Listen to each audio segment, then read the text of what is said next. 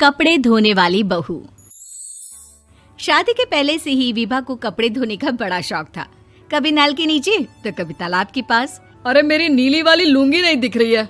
विभा की अम्मा, कहाँ रखी है लुंगी? अरे वो तो विभा ने परसों ही धोकर रखी थी आपकी अलमारी में, देखो वहीं होगी। वो ना मैंने आज धो दी, मुझे लगा कि गंदी हो गई होगी। अरे कैसे गंदी हो गई थी? उसे तो मैंने पहना भी नहीं। हे भगवान, इस लड़की के कपड़े धोने की आदत से परेशान हो गया हूँ मैं। जितना तो घर में राशन नहीं आता, उससे कहीं ज्यादा डिटर्जेंट पाउडर का खर्चा है। इसकी शादी करवा दो, शादी जाए अपने घर में ही करे काम, फिर चाहे घर के कपड़े धोने हो या पूरे गांव के। हाँ ठीक बोल रही हूँ, देखता हूँ मैं कोई लड़का। वो दिन भी आ जाता है जब विभा को देखने लड़के वाले आ जाते हैं। लड़की मुझे अच्छी लगी। होने वाली सास कहती है, बेटी अगर कुछ पूछना है तो पूछ लो। वैसे तो हमारी लड़की बहुत ही शर्मीली है, जो बोल दो वो मान लेती है, इसे क्या पूछना होगा। अरे कैसी बात कर रही हो माँ, मुझे इन लोगों के घर रहना है, सवाल तो कई है। हाँ हाँ बेटा, पूछ लो ना, क्या पूछना है। आप लोगों के घर कपड़े कौन धोता है? सास का मुंह बन जाता है। देखो, अगर तुम ये कहना चाहती हो कि तुम्हें कपड़े धोने नहीं आते तो सुन लो, कपड़े मैं ही धोती हूँ, लेकिन तुम्हारे आ जाने के बाद मैं रुमाल तक नहीं धोऊंगी। अरे चुप रहना भाग्यवान, बहू बेचारी घर आई नहीं, उसे डराना शुरू कर दिया। वो क्या है ना बिटिया, अभी तक तो ये कल्लू की माँ ही धोती थी, लेकिन अब तुम्हारे पापा तो दहेज में वॉशिंग मशीन देंगे ही। तभी विभा की माँ बोल पड़ती है, सवाल भी पूछा तो क्या। वैसे भाई साहब, मशीन की तो फिर भी कपड़े धोने की कैपेसिटी होती है। मतलब जो बिटिया दे रहे हैं ना विभा, इसे कपड़े धोने का बहुत शौक है। ये आप लोगों के क्या, आस पड़ोस गांव मोहल्ले सबके कपड़े धो दे और उफ तक ना करे। बाहर देखा नहीं आपने कितने कपड़े सूख रहे हैं? सब हमारी बिटिया ने ही तो धोए हैं। बस भी करो ना माँ, शर्म आ रही इतनी तारीफ सुनकर। और तो और एक दाग निकाल कर दिखाओ तो मान जाऊं। हाँ अच्छा, माफ करना बेटा, मैंने गलत समझा। हमें तो रिश्ता बहुत पसंद है। और ऐसे जुड़ जाता है रिश्ता कपड़े धोने का शौक रखने वाली विभा का। उसकी शादी हो जाती है कोयला फैक्ट्री में काम करने वाले कल्लू के साथ। शादी के बाद अचानक विभा चिल्लाती हुई सास के पास आती है। सासू माँ, अरे सासू माँ कहाँ है आप? ये तो धोखा है, धोखा दिया आप लोगों ने मुझे।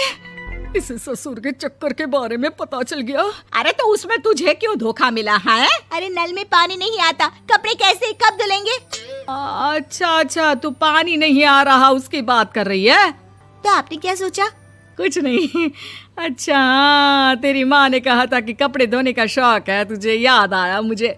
शौक बोलकर कपड़े धोने वाले मेरे जुनून को कम ना आके सासू माँ, कपड़ा धोना मेरा गुरूर है।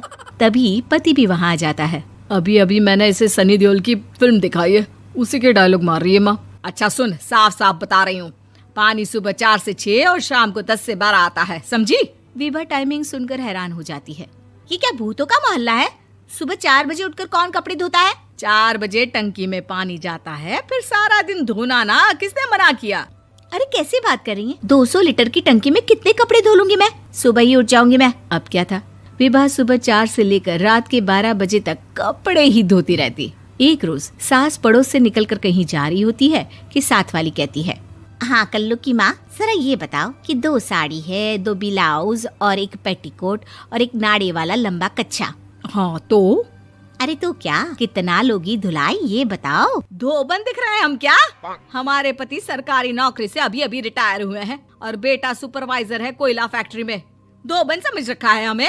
हाय रे कल्लू की अम्मा, माफ कर दो, वो तो मोहल्ले में यही सब बता रहे थे कि तुमने बहू को कपड़ा धुलवाने के काम में लगा दिया है। सास को पड़ोसन की बात सुनकर गुस्सा आ जाता है। वो घर पहुंचती है जहां घर के बाहर ही इतने सारे कपड़े सूख रहे होते हैं जितने कि किसी धोबन के घर पर। अरे ओ कल्लू की दुल्हन, बाहर निकल।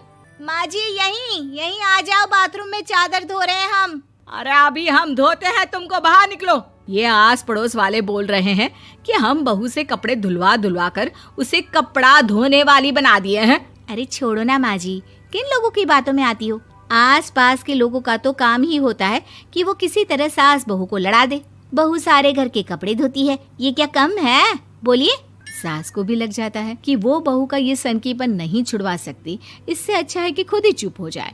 एक रोज सास और बहू मंदिर जाते हैं, जहाँ सास की साड़ी वहाँ खड़ी भीख मांगने वाली से मिलती है। माँ जी क्या बात है, आपकी साड़ी उस भिखारन से कितनी मिल रही है ना? हाँ हाँ देखो तो, दोनों की साड़ी मिल रही है। क्या बात है कल्लू की अम्मा, तुम खुद को तो अफसर की बीवी बताती हो और ऐसी सिंपल सी प्लेन साड़ी पहनकर घूमती हो। सिंपल और प्लेन नहीं है ये साड़ी। तो क्या सोने के धागे से फूल बने हैं? कुछ भी सासू माँ, कुछ भी। हाँ बने थे इस साड़ी में सोने के धागे से फूल। मेरे पति लेकर आए थे मद्रास से स्पेशली मेरे लिए 10,000 की। ताहे भाई साहब इस भिखारन के लिए भी सेम टू सेम साड़ी लेकर आए होंगे 10,000 की। सास उस वक्त तो कुछ नहीं कहती, लेकिन बहू के साथ घर आती है और अलमारी से एल्बम निकाल कर लाती है। ये साड़ी देख रही है, ये वही साड़ी है जिसे मैंने अभी पहना था। इस साड़ी में ये जो चमकदार फूल दिख रहे हैं ना, ये सोने के धागों से काढ़े गए हैं।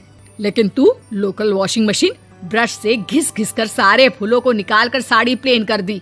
मुझे माफ कर दीजिए सासू माँ। और तो और, जब मैंने तुझे तेरी गलती के लिए कुछ नहीं कहा, लेकिन तूने तो सबके सामने मेरा मजाक ही बना दिया। क्यों? बहू को समझ में आ जाता है कि अब से उसका कपड़े धोना बंद।